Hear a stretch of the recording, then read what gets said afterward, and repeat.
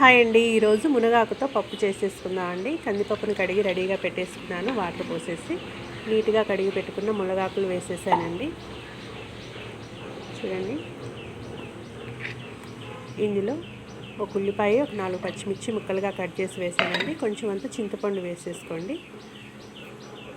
ఇప్పుడు మూత పెట్టేసి కుక్కర్ పెట్టేద్దామండి. స్టవ్ వెలిగించేసి కుక్కర్ పెట్టేసాను.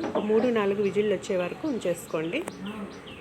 అంటే మన పప్పు రెడీగా అయిపోయింది. చూడండి, 3-4 విజిల్లు వచ్చేసాక తీసి చూస్తే ఇలా ఉందండి. దీన్ని పప్పు గుజ్జుతో కొంచెం ఎనిపేసుకొని, ఏమైనా కొంచెం వాటర్ పడితే కొంచెం వాటర్ పోసేసుకొని రెడీగా ఇలా పెట్టేసుకోండి. ఇప్పుడు ఇందులో తగినంత ఉప్పు, తగినంత కారం వేసేసుకోండి. మునగాకు చాలా హెల్త్కి చాలా మంచిదండి. చూడండి, ఇలా ఉప్పు కారం వేసాక ఉప్పు కారం కలిసేలాగా నీట్గా కలిపేసుకోండి. ఇప్పుడు దీన్ని మనం పోపు పెట్టేసుకుందామండి. చూడండి, తాలింపు కోసం బాణీ పెట్టేసి ఆయిల్ వేసేసి అందులో ఒక 3-4 ఎండుమిర్చి వేయండి. జీలకర్ర, ఆవాలు వేసేసుకోండి. 4 పచ్చిమిర్చి చీలికలుగా చేసి వేసేసుకోండి.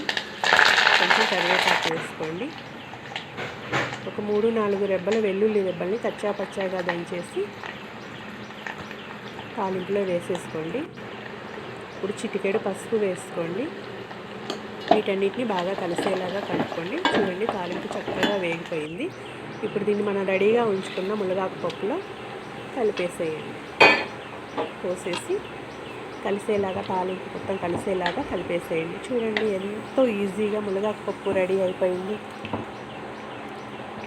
అంతే అండి, ఎంతో టేస్టీగా హెల్తీగా ఉండే మునగాకు పప్పు రెడీ అయిపోయిందండి.